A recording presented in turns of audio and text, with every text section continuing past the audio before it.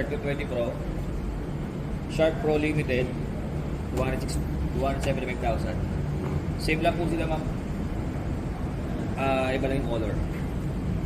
Ang different po nila, ma'am, mapapansin nyo, ma'am, wala siyang LED bars, tsaka top box, tsaka winch, ma'am. Ito po kasi yung regular Shark 220 Pro. Shark 220. Yung ganun, magkano yun? Ito, ma'am, desert baggy. Desert baggy, ma'am, nasa 210,000. And this one po, yung baggy sports, is nasa 170,000. May 80 bars po. Naka-panel gauge na rin po yan, ma'am. Ito, ma'am, naka-panel gauge po siya. Ayan. Pati nyo, naka-panel gauge na po. Tsaka naka-ano na rin po yan, ma'am. Naka-winch. If ever na mabalahaw kayo, may pang-recover. Okay lang. Pagpas.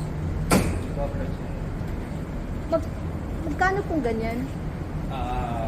20 po.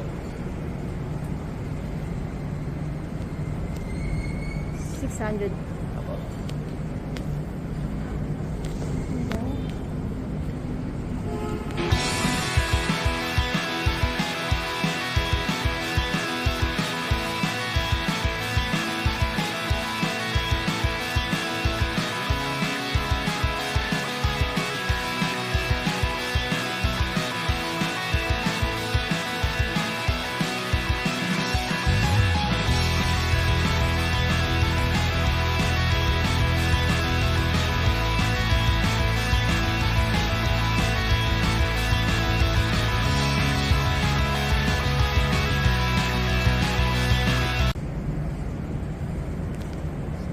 Tapos ito.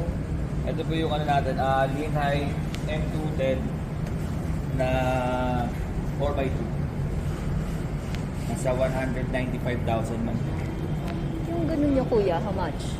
Yung ano po, yung mga inflatable paddle boards nasa 25,000. Yung mga clear paddle boards po nasa 65,000.